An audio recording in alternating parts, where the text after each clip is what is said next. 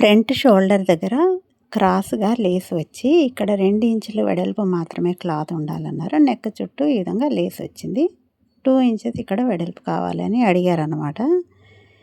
అదేవిధంగా నెక్ చుట్టూ షోల్డర్ దగ్గర నుంచి ఒక లేస్‌ని అయితే అటాచ్ చేసాము. బ్యాక్ సైడ్ ఈ విధంగా వర్క్ వచ్చింది. అందుకని మేము బ్యాక్ హోల్ అయితే పెట్టలేదు. హై నెక్ వచ్చింది. నమస్తే అండి. Welcome to our channel.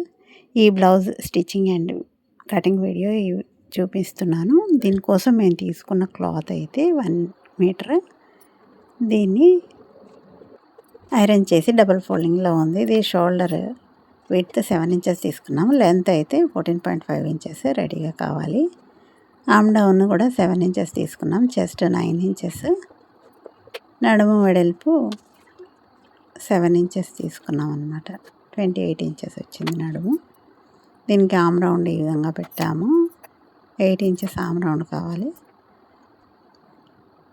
Neck వెడల్పు అయితే 3 ఇంచెస్ తీసుకున్నాము. ఖర్చు కోసం ఒక 2 ఇంచెస్ ఎక్స్ట్రా యాడ్ తీసుకున్నాం అన్నమాట క్లాత్ని. ఇప్పుడు బ్యాక్ పార్ట్ కటింగ్ కంప్లీట్ అయిపోయింది. కింది వైపు ఒక 3/4 ఇంచు క్రాస్గా అయితే తీసుకున్నాము. ఒక 1/2 ఇంచు 1 ఇంచ్ వరకు డాట్ కోసం క్లాత్ తీసుకున్నాం. ఇది ఫ్రంట్ పార్ట్ కోసం తీసుకున్న పీస్. ఒక 1 ఇంచ్ ఎక్స్ట్రా తీసుకున్నాం అనమాట. బ్యాక్ కంటే ఎక్కువ స్టిచెస్ అండ్ షేప్ కోసం అన్నట్టు. ఒక 1 ఇంచు 3/4 ఇంచు లోపలికి క్రాస్గా తీసుకొని ఆమ్ రౌండ్ని మార్క్ చేసుకున్న తర్వాత neck mark, chest down shape కోసం అయితే 2 ఇంచెస్ తీసుకున్నామండి. ప్రిన్సెస్ కట్ షేప్ తీసుకున్న తర్వాత చెస్ట్ లూజు, వేస్ట్ లూజు పెట్టి ఒక 2 ఇంచెస్ ఎక్స్ట్రా లూజింగ్ కోసం తీసుకున్నాం. ఈ పార్ట్లో ఇక్కడ మనకి పీస్ ఒకటి విడిగా వస్తుందన్నమాట. ఈ ఉక్స్ పట్టి దగ్గర నుంచి ఇక్కడ కట్ వర్క్ వస్తుంది. దీనికోసం ఒక 1 ఇంచ్ ఎక్స్ట్రా తీసుకొని క్లాత్ని పైవైపు పీస్ని అయితే విడిగా తీసుకొని వేరే క్లాత్ని తీసుకున్నాను అన్నమాట. ఫ్రంట్ అయితే ఒక డాట్ కూడా వేస్తున్నాను షేప్ కోసం అన్నట్టు.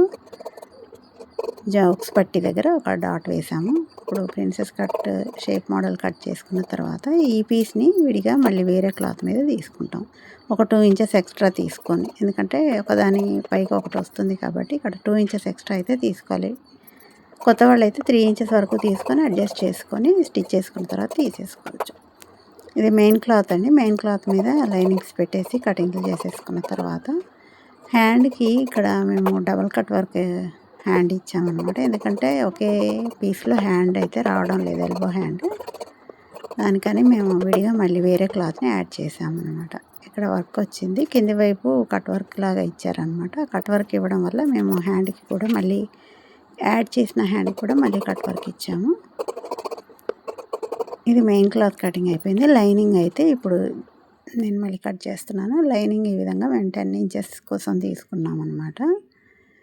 ఇది ఒక 2.5 ఇంచెస్ కింద కట్ వర్క్ కోసం తీసుకున్న తర్వాత హ్యాండ్ లెంత్ అనేది అడ్జస్ట్ చేయొచ్చు అన్నట్టు కొంచెం ఎక్కువ తీసుకున్నాను. ఇప్పుడు 2 లైనింగ్స్ పార్ట్స్ని హ్యాండ్స్కి లైక్రా ఫ్యూజింగ్ కూడా యాడ్ చేసి బక్రం వేసి దీన్ని స్టిచ్ చేసామన్నమాట. ఫ్రంట్ పార్ట్ కూడా లైక్రా ఫ్యూజింగ్ యాడ్ చేసాము. హ్యాండ్కి అయితే కట్ వర్క్ ఈ విధంగా యాడ్ చేసే 2.5 ఇంచెస్ క్లాత్ని అయితే ఈ విధంగా రెడీ చేసుకున్నాము. దీనికి మళ్ళీ పైపింగ్ కూడా ఇచ్చామన్నమాట. ఇప్పుడు మెయిన్ హ్యాండ్కి కట్ వర్క్ ఆల్రెడీ వర్క్ తోటి ఇచ్చి ఉన్నారు. దానికి మేము టర్న్ చేసి ఇలాగ సెట్ చేసాము. 2 చేతులు కూడా ఇలాగ చివరి వైపు అయితే పైపింగ్ వేసామన్నమాట. దీనికి కూడా పైపింగ్ వేసి కంప్లీట్ చేసి 2 చేతులు రెడీ అయిపోయినాయి. ఇప్పుడు ఫ్రంట్ పార్ట్కి లైక్రా ఫ్యూజింగ్ కాటన్ క్లాత్ ఇంకా మెయిన్ క్లాత్లు ఇవి. ఫ్రంట్ కట్ వర్క్ కదా, కట్ వర్క్ కోసం మేము బక్రం క్యాన్వాస్ని యాడ్ చేసి ఐరన్ చేసుకున్నాము. స్టిచ్ చేసిన తర్వాత ఈ విధంగా టర్న్ చేసేసి దీనికి పైపింగ్ ఇచ్చుకోవాలి.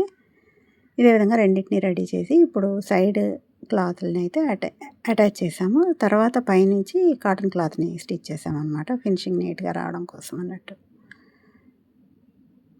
ఈ విధంగా మెయిన్ క్లాత్స్ అయితే అటాచ్ చేసాము, లైక్రా ఫ్యూజింగ్ యాడ్ చేసిన వాటిని.